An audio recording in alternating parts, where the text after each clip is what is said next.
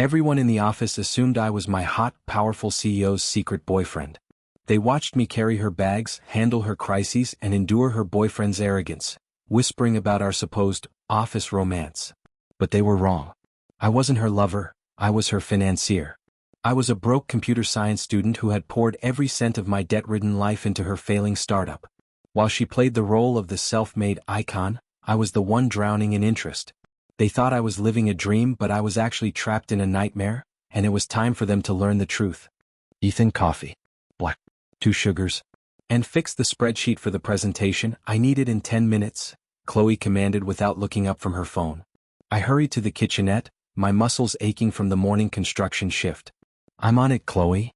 As I returned, the office chatter died down. I could feel their eyes. The whispers about me being her secret boyfriend followed me like a shadow. I ignored the stares, setting the coffee down beside her sleek designer laptop. You look tired, Ethan, Sarah, a junior analyst, murmured as she walked past, her gaze lingering with genuine concern. Are you getting any sleep at all? I'm fine, Sarah, I lied, forcing a tight smile. Just a long week. The glass office door swung open and Ryan strode in, bringing the scent of expensive cologne and arrogance. He tossed his jacket at me like I was a coat rack. Catch, lover boy, Ryan sneered. Don't let it touch the floor. I caught the fabric, my jaw tightening. Hello to you too, Ryan. Chloe laughed, leaning back in her leather chair, her eyes tracking Ryan with adoration. Ignore him, Ethan. He's just joking. Isn't he, honey? Ryan walked behind her, draping his arms over her shoulders while glaring at me. Sure. Just make sure the errands are done.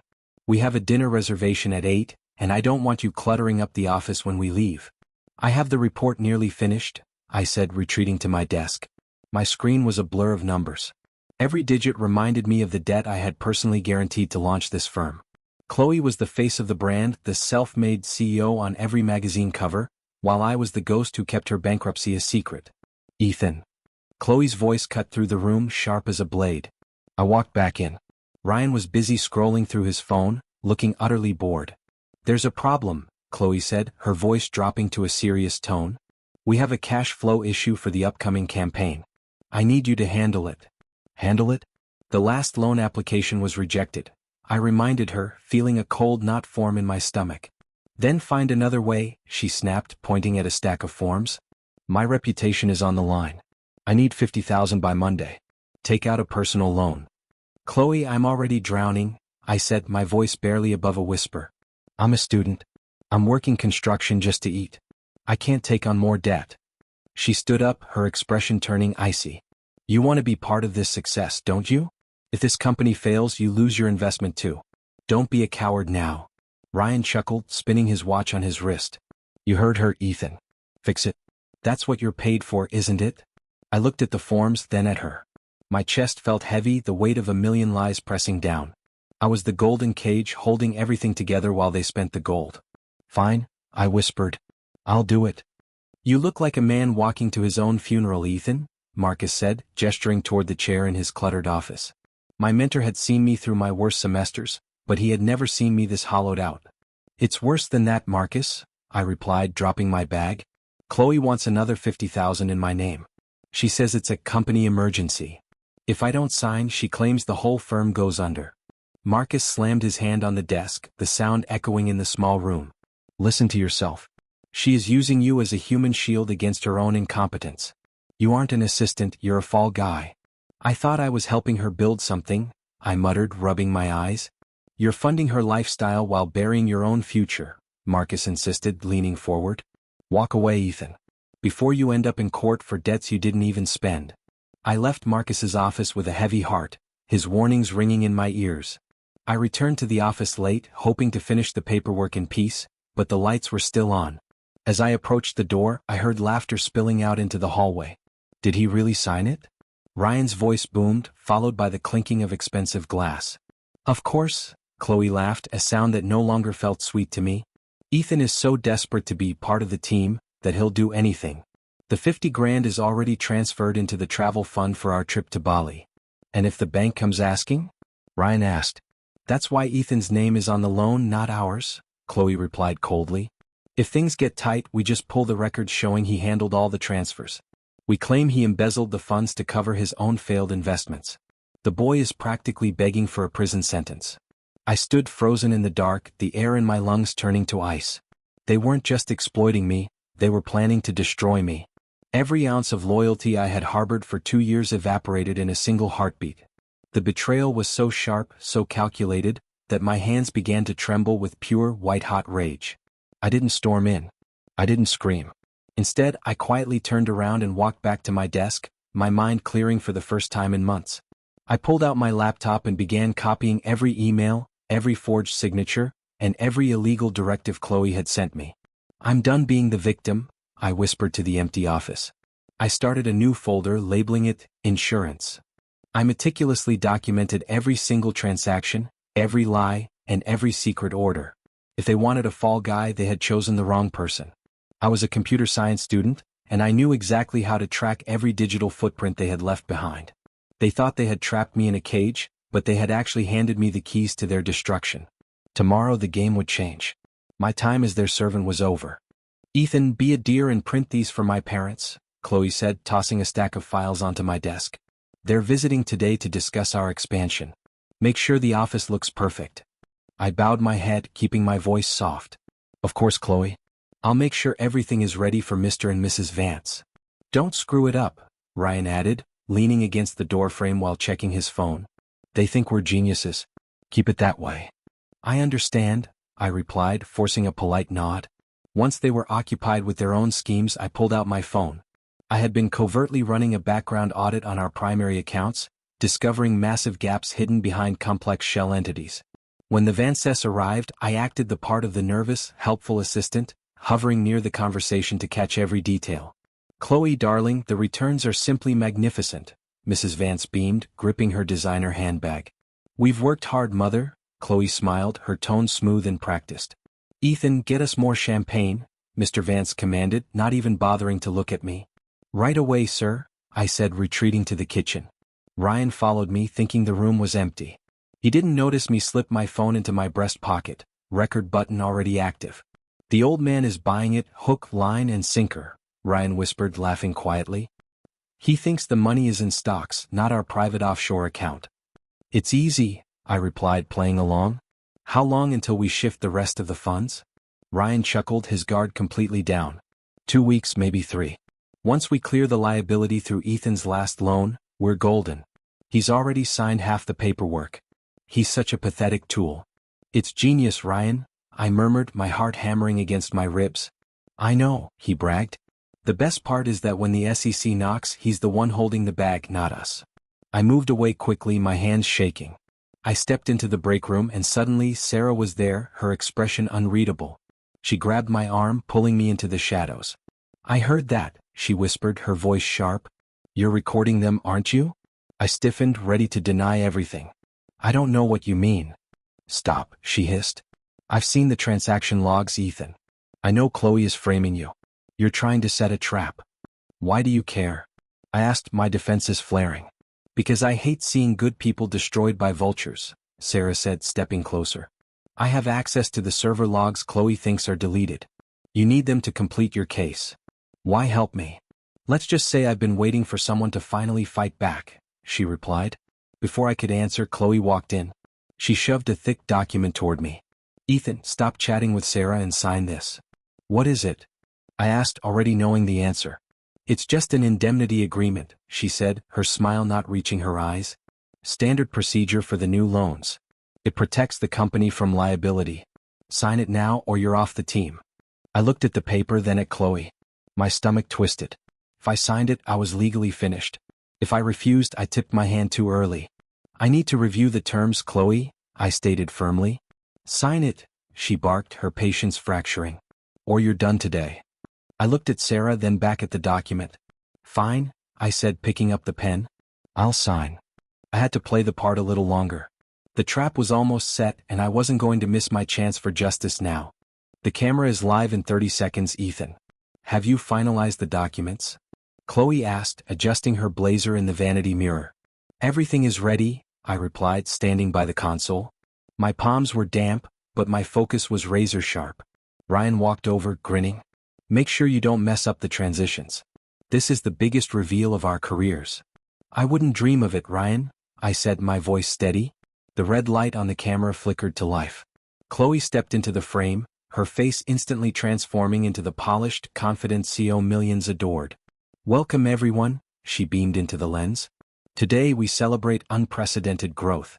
We are here to announce our massive expansion into new markets, thanks to our incredible team.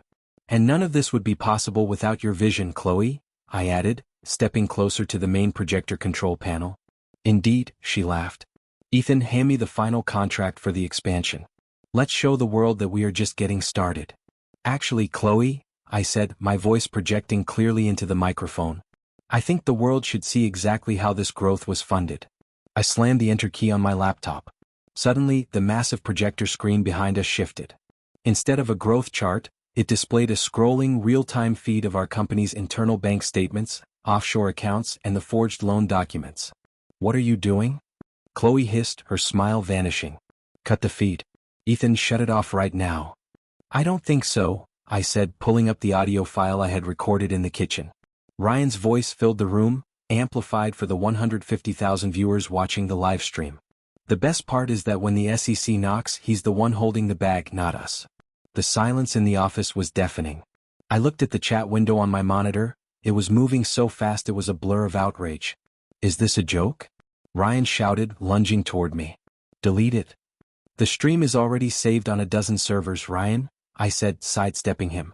You shouldn't have been so confident while you were stealing my money. You little worm. Ryan roared, his face turning bright red as he realized the extent of the evidence displayed on the screen. Chloe looked at the screen, then at the camera, her composure completely shattered. It's a hack. He's lying. Ethan, stop this. I'm not hacking anything, Chloe, I said, staring directly into the camera. I'm just showing everyone the receipts. Every dollar you claim to have made was a loan taken out in my name. Every success you celebrated was built on my labor and the debt you forced me into. She's a fraud, a staff member shouted from the back of the room. Look at the data, another cried out. Panic turned to chaos. Viewers were posting links to the evidence, calling for investigations and demanding refunds. Chloe stood frozen, her eyes wide with terror as she watched her reputation disintegrate in seconds. You're finished, Ethan? Ryan screamed, his desperation turning into pure, unadulterated fury as he realized he had nowhere left to run. No, I replied calmly. We're finished, Ryan. The digital avalanche had arrived, and there was no stopping the truth from burying them alive. I stood back, watching the house of cards collapse. The office doors swung open with a bang, and Marcus marched in, flanked by 2 uniformed police officers. The air in the room was suffocating, thick with the smell of failure and the hum of the still active livestream. Ethan, you have enough here, Marcus said, his voice calm but firm as he handed a thick file to the lead officer. Everything is documented, I confirmed, my voice steady. Every loan, every forged document, and every attempt at extortion. Chloe scrambled across the floor, her expensive heels clicking frantically against the hardwood. She collapsed at my feet, her makeup ruined by tears. Ethan, please. Think about us. We were a team, remember? You loved me. I looked down at her, feeling absolutely nothing. The image of the woman I had once admired was completely gone, replaced by the reality of a thief. We were never a team, Chloe. You were just a user and I was just your target. I'll pay you back, she sobbed, clutching my leg. Just turn off the camera. If you do this, I lose everything. You already lost everything when you decided to frame me, I replied, gently prying her fingers away. You chose this. Mr. and Mrs. Vance pushed through the crowd, their faces pale with disbelief. Mr. Vance stopped, staring at the projected evidence on the wall, his jaw trembling. Chloe, tell me this is a mistake. Tell me you didn't steal from your own investors. Father, it's not what it looks like, she cried, but her father turned his back on her, his betrayal absolute. It is exactly what it looks like, Mrs. Vance whispered, tears streaming down her face. You've destroyed our name. Ryan, who had been trying to sneak toward the fire exit, was suddenly pinned against the wall by the officers. You can't do this, he shouted, his arrogance replaced by a shrill, pathetic whine. I'm an executive. This is a misunderstanding. The only misunderstanding was thinking you'd get away with it, I said, walking over to watch him struggle. Ethan, help me. Ryan screamed as the handcuffs clicked into place. Tell them it was your idea. The evidence says otherwise, Ryan, I remarked, watching the officers lead him toward the elevator. He kicked and cursed, but his resistance was useless. His empire was nothing more than a digital crime scene now. Chloe remained on the floor, weeping into her hands, but the room had already moved on. The staff, once terrified of her, were now whispering to one another, gathering their belongings and checking their phones. The CO was nothing more than a spectacle for the world to judge. I turned back to the live stream monitor. The comments were a wall of justice. Thousands of people who had once cheered for her were now calling for her arrest. I reached out and clicked the end stream button, the silence that followed being the most beautiful sound I had ever heard. "Are you all right, son?" Marcus asked, placing a hand on my shoulder. "I'm more than all right, Marcus," I said, exhaling a breath I felt I had been holding for years. "I'm finally free." I didn't stay to watch them take her out. I walked past the desk where I had spent 2 years of my life, leaving the mountain of debt and deception behind. As I stepped out into the fresh air, I knew the battle was over. Justice had arrived and the nightmare was finally over. The weight of the mahogany desk beneath my hands. "It's a long way from the construction site. You built your own path," he said, smiling. "Most people would have folded under that kind of pressure, but you stayed focused." "I learned a lot about people the hard way," I admitted, turning to look out at the sprawling city skyline. The office door clicked open and Sarah stepped inside, holding a small envelope. She looked different, more relaxed, less burdened by the company's toxicity. "I heard you were promoted," Sarah said softly. "I just wanted to drop by and say congratulations. And to apologize again for everything my family and I didn't see." "It's okay, Sarah," I said, offering a genuine smile. "You were the only one who actually stood by me when it mattered. I appreciate that." "I saw Chloe yesterday," she said, her expression hardening slightly. "She's working as a waitress in a diner downtown. She looks exhausted and nobody there even knows who she was." "It's a different kind of pressure, I suppose," I said, shrugging. "Paying off those legal fees isn't cheap." "She asked about you," Sarah noted, watching my reaction closely. "I'm not surprised," I said, turning back to the window. "But that chapter is closed. I don't need an apology from her, and I certainly don't need her in my life." Sarah nodded, leaving the envelope on my desk. "You've changed, Ethan. You're not the same quiet kid who let them walk all over him." "I had to grow up," I replied. "The fire I was thrown into helped forge who I am now." After she left, the office fell into a comfortable silence. I looked at the envelope. It was a simple note, but I didn't even feel the urge to open it. The need for closure had vanished. I realized that my obsession with the scandal had kept me chained to Chloe's misery for far too long. I opened my laptop and pulled up the external drive labeled insurance. It contained every piece of evidence, every recording, and every document that had brought down an empire. I hovered the cursor over the delete button. "Are you sure you want to permanently delete these files?" the screen prompted. I didn't hesitate. I clicked yes. As the progress bar hit 0, a massive sense of relief washed over me. I was no longer the broke, exhausted boy drowning in debt. I was the architect of my own future. The pain, the betrayal, and the sleepless nights had served their purpose. They had taught me my worth. I stood up and stretched, looking at the city once more. The sun was setting, painting the glass buildings in shades of gold and violet. I finally felt a sense of peace that had nothing to do with success or revenge. It was just the quiet realization that I was free. "Good luck, Chloe," I whispered to the empty room. "But I'm moving on." I locked my office door, ready for a weekend without a single worry. For the first time in years, the future didn't look like a challenge to survive. It looked like a life to be lived. I stepped out into the hallway, leaving the ghosts of the past behind, and walked toward the elevator. The slate was clean and for the first time I was truly, completely mine.